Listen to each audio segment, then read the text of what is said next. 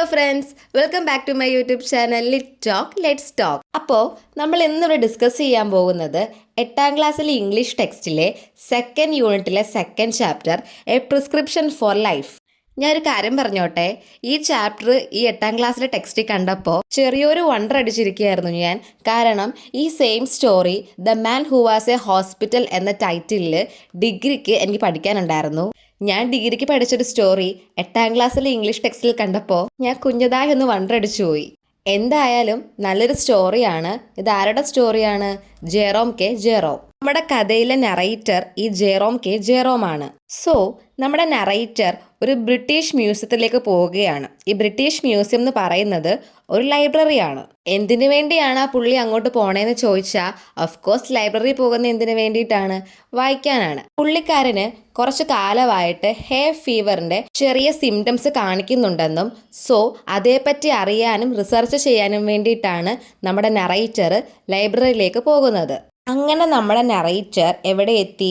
ലൈബ്രറിയിലെത്തി. Medical encyclopaedia എന്ന് പറയുന്ന എല്ലാ അസുഖത്തെപ്പറ്റി വിവരിക്കുന്ന ഒരു പുസ്തകം വായിക്കാൻ എടുത്തു. ആ ടെക്സ്റ്റിനകത്തിൽ A to Z എല്ലാ രോഗത്തെപ്പറ്റിയും വിവരിക്കുന്നുണ്ട്. എൻസൈക്ലോപ്പീഡിയ എന്ന് വെച്ച് കഴിഞ്ഞാൽ സർവ്വവിജ്ഞാന കോശം എന്നാണല്ലോ. അയാൾ ഹേ ഫീവറിനെ പറ്റിയാണ് സെർച്ച് ചെയ്യാൻ വന്നതെങ്കിലും അയാൾക്ക് ഒരു അസുഖം കണ്ടിട്ട് അതിൻ്റെ സിംറ്റംസ് വായിക്കാൻ തുടങ്ങി. അങ്ങനെ വായിച്ചപ്പോൾ അയാൾക്ക് മനസ്സിലായി ഇയാൾക്ക് ഈ സിംറ്റംസ് ഒക്കെ ഉണ്ട്, അപ്പോൾ അയാൾക്ക് ആ അസുഖവും ഉണ്ടെന്ന്. അങ്ങനെ ഫൈനലി അയാൾ എന്ത് ചെയ്യുന്നു? A തൊട്ട്, അതായത് A ആൽഫബറ്റ് തൊട്ടുള്ള ഓരോ രോഗത്തെ പറ്റിയും അതിൻ്റെ സിംറ്റത്തെ പറ്റിയും സെർച്ച് ചെയ്യാൻ തുടങ്ങി. അങ്ങനെ നോക്കി വന്നപ്പോൾ നമ്മുടെ നറേറ്ററിന് കോളറയായി, ടൈഫോയിഡായി, ഡിഫ്തീരിയായി, ബ്രൈറ്റ് ഡിസീസായി, മലേറിയയായി, ഇല്ലാത്ത രോഗങ്ങളൊന്നുമില്ല ഒന്നൊഴിച്ച്. ഏത് രോഗമാണ് അത്? ഹൗസ് മേറ്റ്സ് നീ. വെറുതെ അങ്ങനെ നറേറ്റർ കൺഫേം ചെയ്യുകയല്ല, ഇങ്ങനെ കൂടി പറയുന്നുണ്ട് തനിക്ക് ടൈഫോയിഡും കോളറയും മാസങ്ങളായിട്ടുണ്ട്. എന്ന് വെച്ചാൽ മാസങ്ങളായിട്ട് ഈ പറയുന്ന സിംറ്റംസ് ഒക്കെ പുള്ളിക്കാരനുണ്ടെന്ന്. അതേപോലെ മലേറിയ ഉണ്ട്, അത് അടുത്ത 1 വീക്കിൽ വളരെ വേഴ്സ്റ്റായ കണ്ടീഷനിലേക്കാണ് പോകുന്നത്. പിന്നെയോ ഡിഫ്തീരിയ എന്ന് പറയുന്ന രോഗം താൻ ജനിച്ചപ്പോൾ കൂടെ ഉണ്ടായതാണെന്നാണ് പറയുന്നത്. അതേപോലെ ബ്രൈറ്റ് ഡിസീസ്, അതൊരു കിഡ്നി ഡിസോർഡർ ആണ്. അത് എന്തോ ഭാഗ്യത്തിന് സ്റ്റാർട്ടിംഗ് സ്റ്റേജിലാണ്, വലിയ കുഴപ്പമൊന്നുമില്ല. ഇങ്ങനെ ഓരോ രോഗത്തെ പറ്റിയും തൻ്റെ സിംറ്റംസ് ഓർത്ത് തനിക്ക് അസുഖം ഉണ്ടെന്ന് പുള്ളിക്കാരൻ സ്വയം കൺഫേം ആക്കുകയാണ്. ഇത്രയും രോഗങ്ങൾ ഉണ്ടായിട്ട് തനിക്ക് ഹൗസ് മേറ്റ്സ് നീ മാത്രം ഉണ്ടായില്ല. അതിൽ അയാൾക്കൊരു നിരാശയുണ്ടായിരുന്നു. എന്തായാലും ബാക്കി എല്ലാ അസുഖവും ഉണ്ട്, പിന്നെ അത് മാത്രം എന്താ അങ്ങനെ ആയെന്നൊരു നിരാശ. ഈ ഹൗസ് മേറ്റ്സ് നീ എന്ന് പറയുന്നത് മുട്ടിൽ വരുന്നൊരു സ്വെല്ലിംഗ് ആണ്. ഒരു മുഴ പോലെ അങ്ങനെ നിൽക്കുന്ന ഒരു സ്വെല്ലിങ്ങിനെയാണ് നമ്മൾ ഹൗസ് മേറ്റ്സ് നീ എന്ന് പറയുന്നത്. അത് ആ പുള്ളിക്കാരൻ എന്തായാലും ഇല്ല.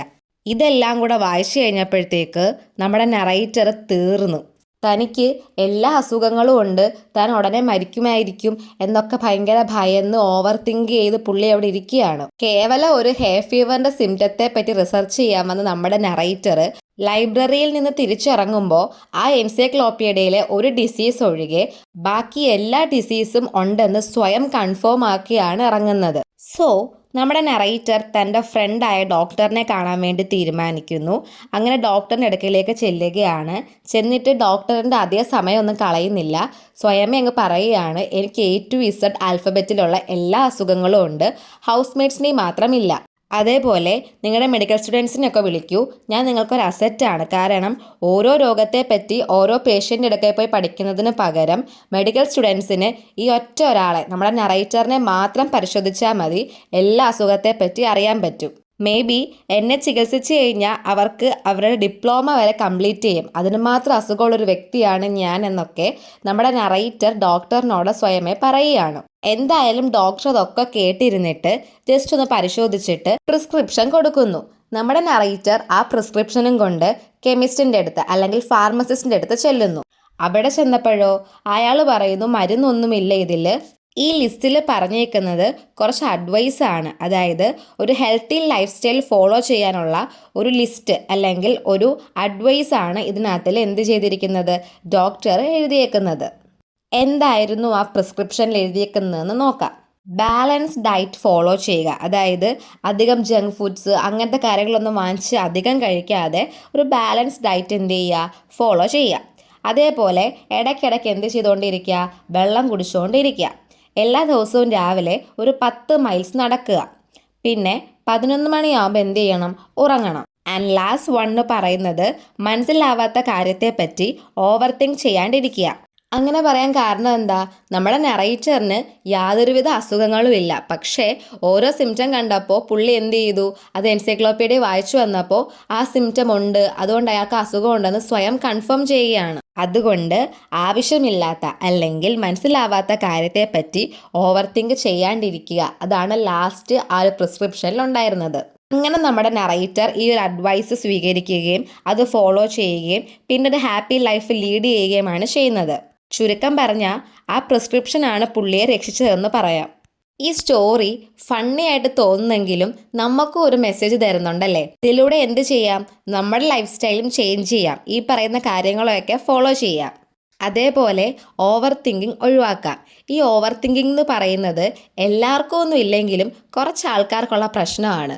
നമ്മുടെ ഇപ്പോഴത്തെ ജനറേഷനിൽ എല്ലാവരും ഇല്ല, എന്നാലും കുറച്ച് പേരെങ്കിലും എന്തെങ്കിലും അസുഖം വരുമ്പോൾ ഉടനെ പോയി ഗൂഗിൾ ചെയ്ത് നോക്കാറാണ് പതിവ്. നമുക്ക് ലൈബ്രറിയിൽ പോകാനോ പുസ്തകം എടുത്ത് വായിക്കാനോ ഉള്ള ക്ഷമയില്ലല്ലോ. എന്തായാലും ഞാനും ആ കൂട്ടത്തിൽ ഒരാളായിരുന്നു. പക്ഷേ ഈ സ്റ്റോറി പഠിച്ചതിന് ശേഷം എനിക്ക് ഒരുപാട് മാറ്റം ഉണ്ടായിട്ടുണ്ട് മൈൻഡിൽ. നമുക്ക് ഓരോ സ്റ്റോറിയും ഓരോ ലെസൺസ് തരുന്നുണ്ടെന്ന് പറയുന്നത് വളരെ സത്യമാണ് അല്ലേ. ഒരു ഫണ്ണി സ്റ്റോറി ആണെങ്കിലും ഇതിൽ നിന്ന് നമുക്ക് കിട്ടുന്ന മെസ്സേജ് അത് വലുതാണ്.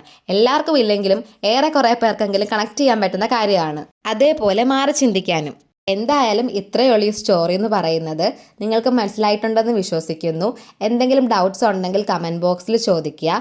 ഒപ്പം എൻ്റെ ക്ലാസ് ഇഷ്ടമാണെങ്കിൽ യൂസ്ഫുൾ ആണെങ്കിൽ സബ്സ്ക്രൈബ് ചെയ്യുക, സപ്പോർട്ട് ചെയ്യുക, ഷെയർ ചെയ്യുക. അടുത്ത ചാപ്റ്റർ നമ്മൾ ഉടനെ അപ്ലോഡ് ചെയ്യുന്നതായിരിക്കും.